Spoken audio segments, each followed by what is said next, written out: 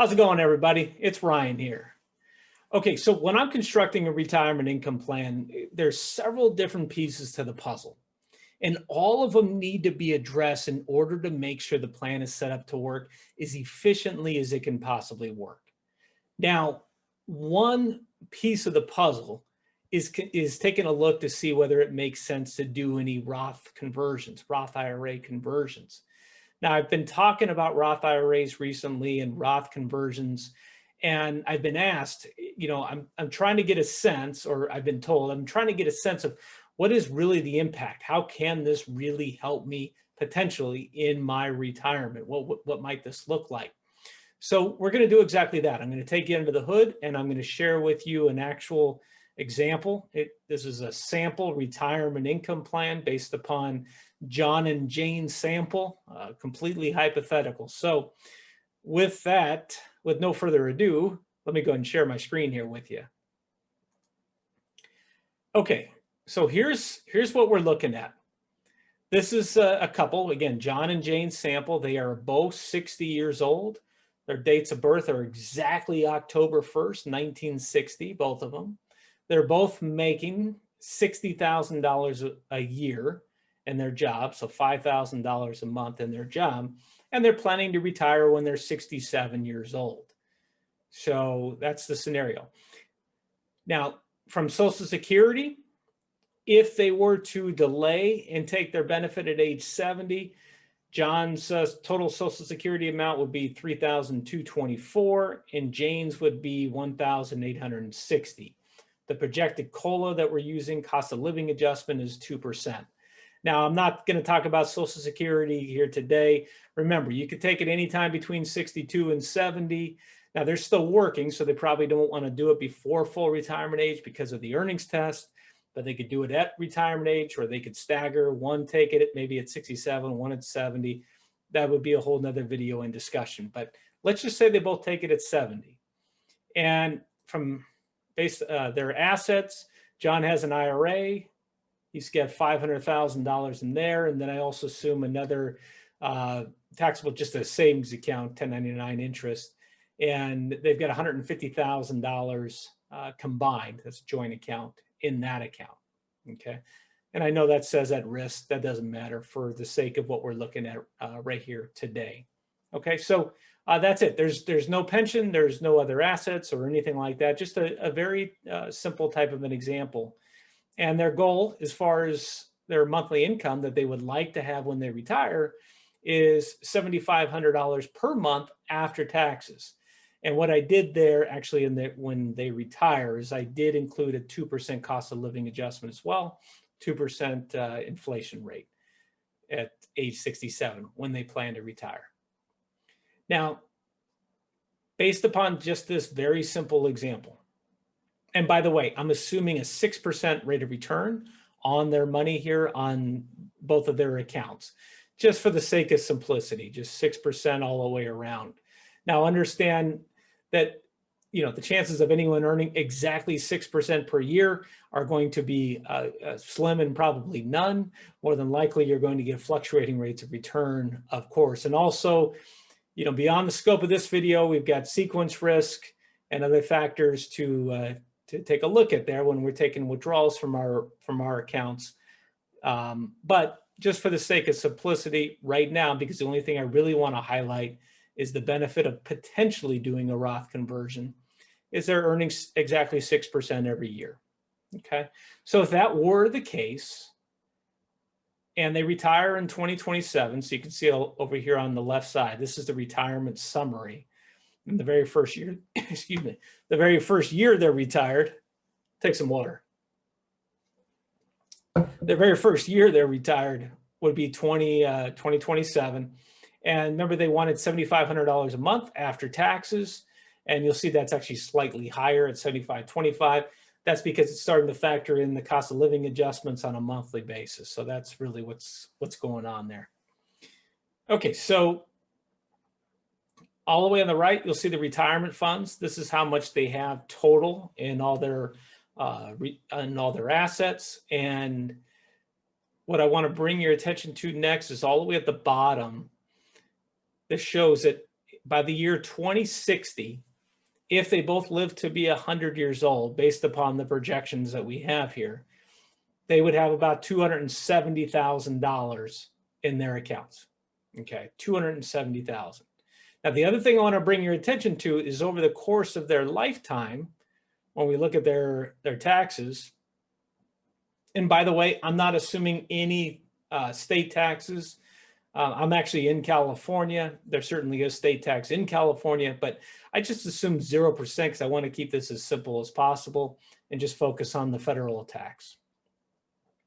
Over the course of their lifetime, they would be, well, assuming they live to be 100, they would pay a lifetime amount of taxes of $490,878. Actually, even by, let's say, the year 50 or 2050, they would be 90 years old. They would still pay $453,270.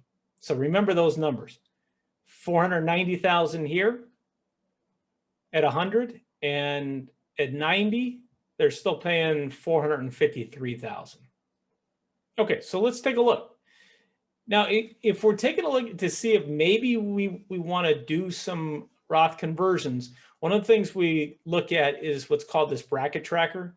And what we can take a look at, and this is an estimate. Understand everything that we're doing here, none of this is tax advice. This is all tax forward planning. You always want to run any of this by your CPA before doing anything, or your tax advisor, whoever that might be.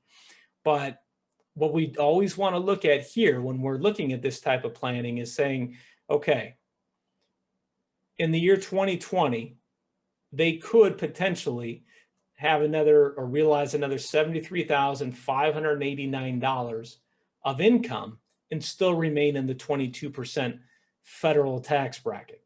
It's not until they take a dollar more that that next dollar is taxed at 24%. Now, not really a huge deal. I mean, it's not a huge bump between 22 and 24. It's not like the bump between 12 and 22 or the bump between 24 and 32. What's interesting is a lot of times, and a lot of the conversations that I've had is, I don't know if I want to consider doing a Roth conversion if I have to pay 22% in tax on the conversion, especially while I'm still working. I'm not even sure that that would even, make sense to go ahead and do that. Well, of course, the answer is maybe, maybe not. So here's what we did. In 2020 and 2021, they have 73,000 and change here and 66,000 and change here between these 2 years. So what we did here is just, actually, this is on the next chart. I'll show you that there. So, but what we did was we're just going to show converting just a portion in 2020 and then also in 2021. What I do want to bring your attention to is notice this number also right now. Their total tax is federal is $22,201 this year. Now, obviously, if they do the conversion, that's going to raise their taxes. So, but their bottom line, this is what you want to remember. At age 100, and we could see that up here, at age 100, they would have $270,325. Their total taxes, again, cumulative, and you wrote this down perhaps, but age 100 is $490,000. Age 50, or by 2050, when they're 90, $453,000. Okay, let's take a look at the next one.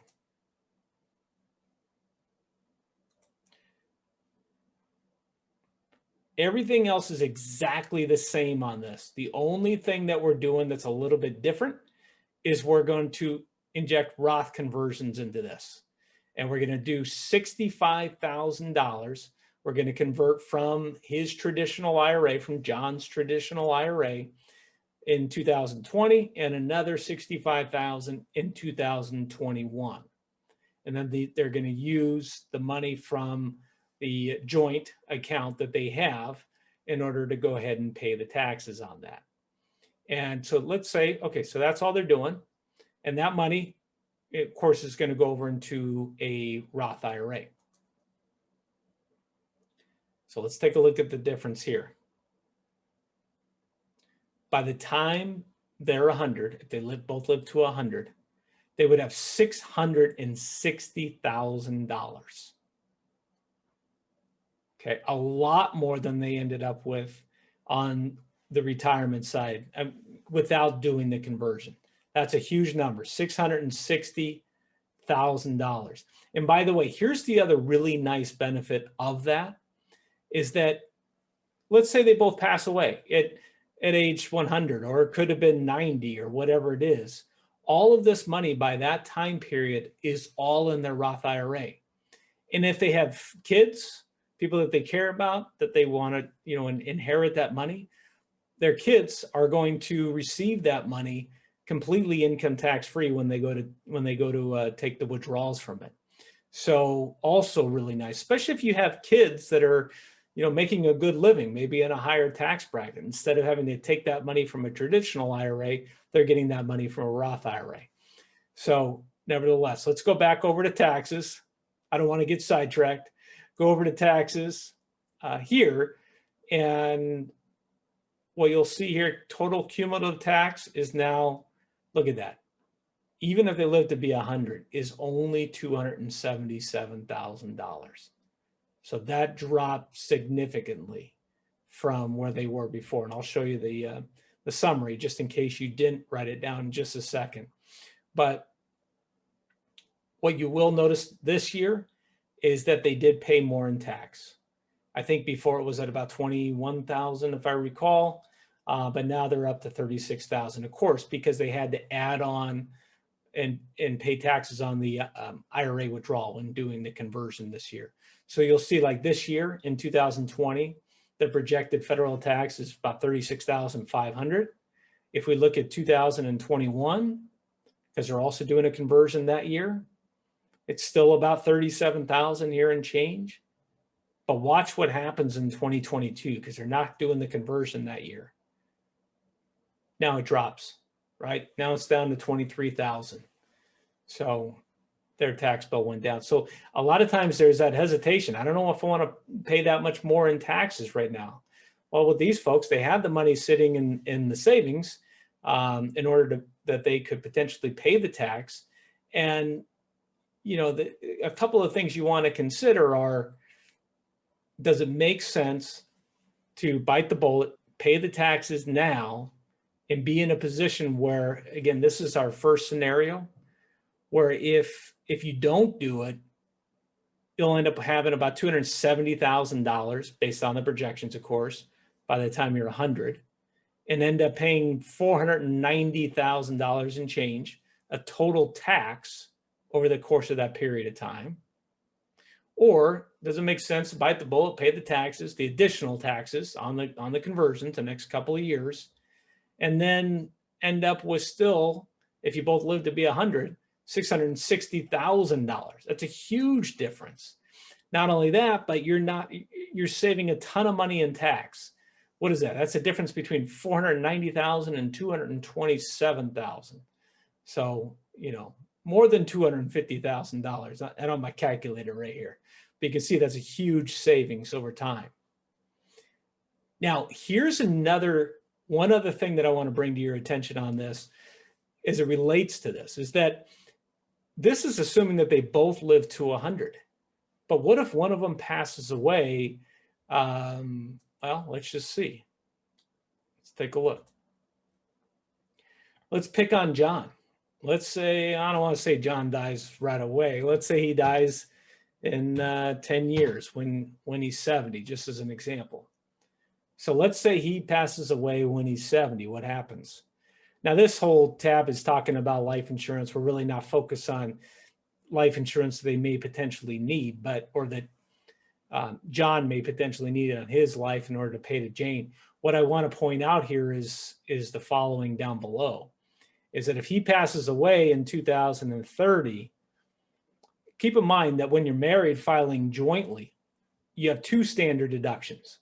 And then also you have a more favorable tax chart, so to speak. In other words, you can have more income and pay less taxes because of the way the tax charts work. But if you're single, now you only have one standard deduction and you have a less favorable tax chart. So here's what I'm talking about. Let's say 2000, what do I have here? 2000, this is 2029. Total projected taxes to be owed are $11,000 basically. Let's go to 2030. Same thing, 2030, in the year that he passes, still 11,538. Now let's take a look and see what happens the next year. Wow. So not only did the taxes go up, now they're at 18,794. What did I just say the other one was? 9,802. So call that almost 10,000. Call that almost 19,000. That's almost $9,000 more just in federal tax. Again, we're not even talking about state tax. So now that John has passed away, not only does Jane have to pay about $9,000 more a year in taxes, but also she has less income because she just lost a Social Security check. So you take a look right here. Remember, their combined Social Security income before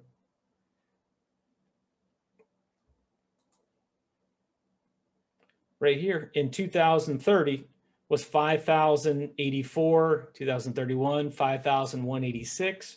But now he's passed away in 2030. So by the time that year rolls around, she's only getting a check for 3,224. So that's around $2,000 less per month.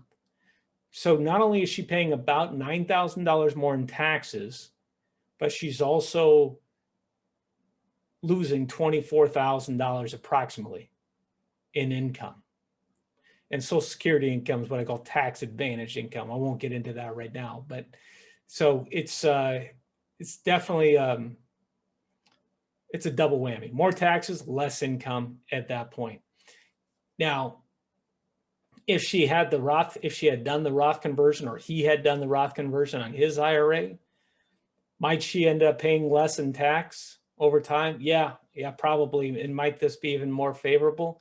Yeah, probably. Almost definitely. I just haven't run that scenario here yet, but certainly, because that money is all coming out tax-free. So I hope all this made sense. I know that was kind of a lot. I'm really taking you under the hood so you can I really want you to see kind of how this works so you can understand it a little bit better.